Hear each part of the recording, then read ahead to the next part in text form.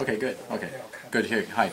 I'm Bob Morris with ARM, and I have a team of people that work on mobile computing. And what we focus on are the semiconductor partners, the OEMs, the ODMs, and operators and carriers. So we worry about getting products to the market, everything it takes from the enablement side, what the future directions are, what types of things people need for new devices into the future.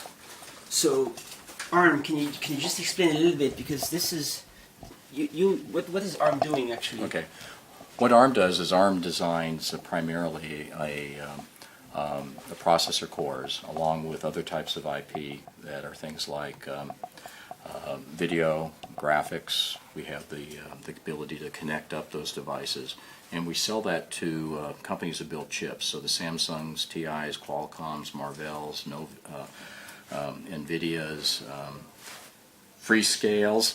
We got to make sure we get them all here, but it's very important. But we have a lot of partners, and there's like over 200 plus licensees who take our cores, and they design very unique things. Everything that goes into from hard disk drive controllers to things that go into your Nintendo DSs to cameras. Probably in one that's in that camera you've got right there. To now what we're getting into is computers. Okay, and you probably know us most by what's in there, or probably not know, but you carry around things. In the case of cell phones, we're in the majority of the cell phones that are out there. So it's billions and billions of chips. Billions and billions. We're we're at a run rate of about 1 billion units per quarter. Last year we did about 4 billion units. So we're in everything. So here's Computex in Taipei, and what does it mean for ARM? You're showing. What's going on right here? There's a lot of talk on the internet, and the buzz is...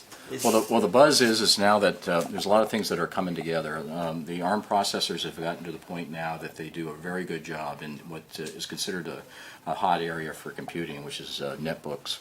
And it gives the ability to have a netbook experience. Here's an example of a netbook here from that was designed through an ODM Pegatron. But it's very, extremely thin, very light. This 2-cell battery. Devices like this can turn around and give you up to 8 hours of web surfing. You can do actually HD movies on these things. So in this case, you could watch full 3 HD movies, and it gives something that is a truly portable, light system that can be customized for.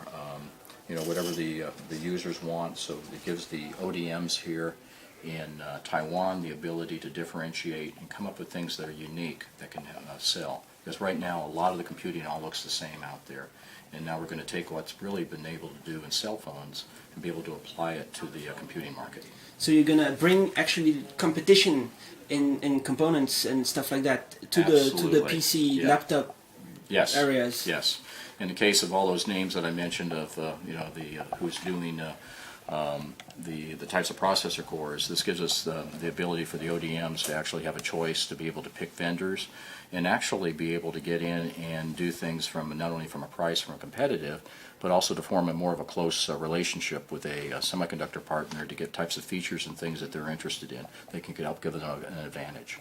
So, for example, this runs Ubuntu. Can you explain a little bit what's going on with Ubuntu? Because Ubuntu has been working to make it work, right? On ARM. Well, this is the first release of Ubuntu, and see if I can do this justice in getting into some things here. I'm trying to do this from a side there. Whoops. And you can see that full Ubuntu. They ported the whole the system over that would be on the PC. This is Ubuntu release 904, the latest one. And this one is now out, so it supports the ARM. We are now going to be in subsequent releases coming up, as the next one's in October.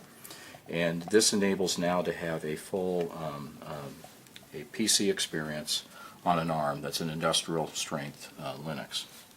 So they did a huge work to make it work with 904 already. But what is the thing that they need to optimize right now? What is the next level of until October? Well, yeah, the first thing was to get the port through, and there was a lot of work just getting through the port. And the guys did a great job of doing this, and this happens to be on a platform for Freescale. That was they got the processing done. The things that they're doing for the future here, what we're working on, is more optimization to the processor core. that take advantage of some of the features we have. And in the case of our Cortex A8, or in the case of what Qualcomm has with their version 7, they have an accelerator called Venom, but it gives they're doing optimization so that will work faster. So it's more of for floating point and things. We're doing things with Flash, and to be able to take advantage of some of the features we have in there, so the Flash runs real fast. They're doing things on optimization for the power, so that so you get longer battery life and things along those lines. So ARM, you're actually working with Adobe on optimizing Flash? Yes. Is that a big part of what you're doing also? Absolutely, and Yeah? in fact, that's turned into a it was a big project, and we're doing it between our companies.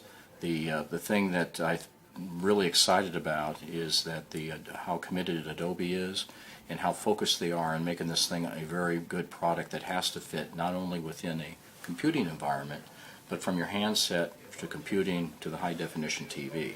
So that's going to give Adobe the ability to take content, and their partners be able to take content and be able to play it all the way up the line.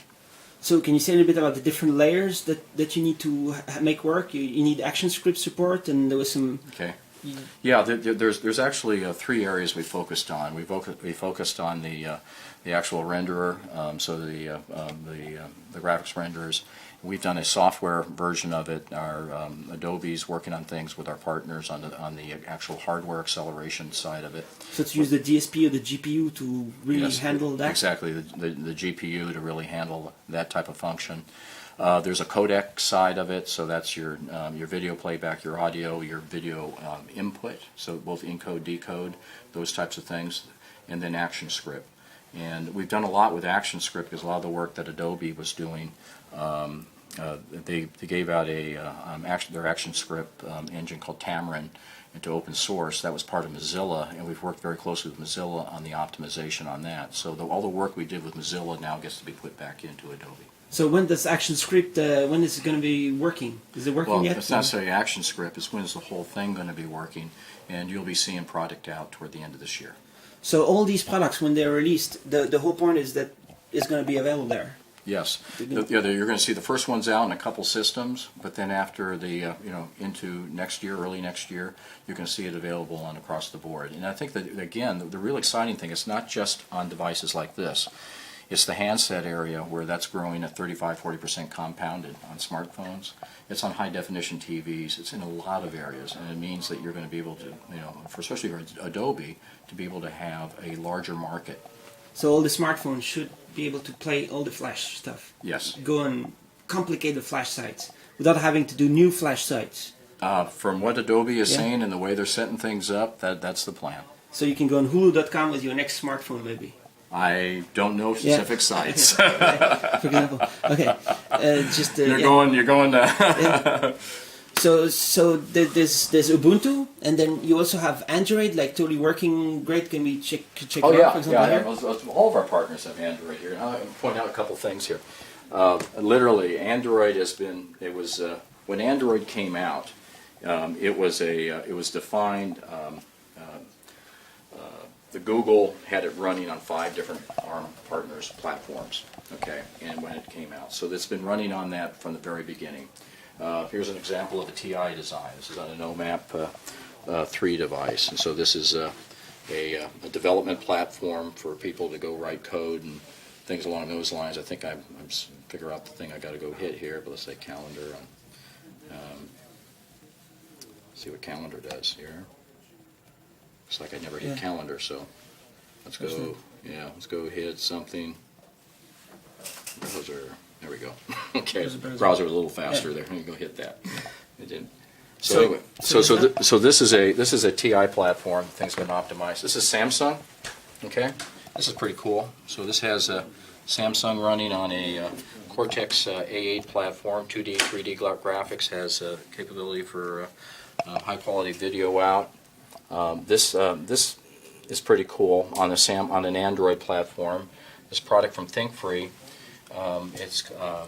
its ability to go do your PowerPoint, Word, and Excel right on Android, and so you can read it and the screen's a little. Yeah. There we go. Let's go. There we go. Come on. And this big board is just like a what's it called, a development board. Yes, this is a development board. So when it's finished, it's going to be small, tiny. And when it's finished, you'll get things that are very small. You can get things down into sizes like this. Right. So it'll be very small. So what is going on with the ARM connection with Google, for example? Is there like are you working with them? You and Absolutely. We're a member of OHA, which is the Open Handset Alliance, and we're doing work with them in the area of optimization. We optimize things for their basically the Dalvik engine. We're doing things with the JIT there. We're doing things on OpenGL. I think it's OpenGL ES on that one.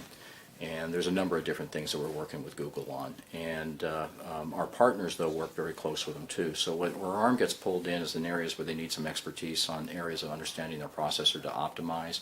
I think we're actually doing some things in WebKit, too. Okay. So that means, can we look forward to Google Chrome running on ARM products? I think it would be something that we work very closely with Google. That could be cool, but it's to see exactly what kind of browser, Yeah. and the browser is going to be better, faster, Yeah. and is a browser is going to feel like people are used to? Is that that's the question? Yeah, I think the browsers, what we're already seeing on here with the Android and stuff, is very fast and snappy, and the stuff that we were showing here on what we have with Ubuntu with Mozilla is very good. So you're going to have the same type of browsers. Couple that in with Flash support. Couple that in with other types of features, and you got a full web experience. Multiple tabs will work. All these things. Yeah, I think you're playing on it. You're playing, I think, multiple tabs on Mozilla over there. So everything's gonna work basically. Are you actually targeting to have these laptops, which will cost how much? Like it all depends on the manufacturer's screen size and things like that. You can be, let's say, 250, 300 if you're looking at the types of systems that have the full radios in it and things like that. The term Smartbook of having the ability to have your like your smartphone, so that when you open up the lid, it gives you the full capability of all your email and web surfing at the flip of the lid, so you don't have to sit there and wait for acquire, download, and such.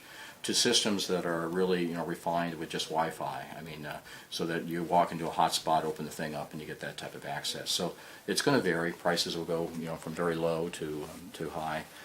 We definitely see that there will be sub $200 pricing, U.S. dollar, in the that will be out probably this year, and it's going to be it's exciting. I mean, it's a new area, and it's one that we've grown into, and the big thing that people appreciate now, and why ARM is going to be successful in this area, is that people appreciate mobility, they appreciate long battery life, okay, and they appreciate to be able to enjoy their multimedia content and things like that, and that fits right in with the legacy of what we have with smartphones. And the power consumption. Can you say something about, for example, this is a Pegatron desktop? How much less power would it use compared to like a Intel desktop? I don't even know how to compare that. Yeah, that would be a good thing. I don't even know, Jeff. Yeah, you're probably the expert on that side. I wouldn't know what you would say what the best lowest power x86. What would that be? Well, I think this product right now with the Freescale IMX51, probably the chip power probably has a thermal design power of around a watt. I'm not sure the specific numbers. Yeah. So the whole platform is probably less than 2 watts, maybe with some of the other chips in there with the wireless and or the Ethernet and such. And it's running Ubuntu pretty smoothly. They're running Ubuntu pretty smoothly, and Yeah. as you look at it, if you compare that to a standard desktop today, a lot of the energy efficient desktops have been running, talking about just the power consumption of the CPU being in the 35 to 45, and traditionally the cheaper desktops are 65 watts just for the CPU. The chipset on top of that typically is about anywhere between 11 and 20 watts for the chipset.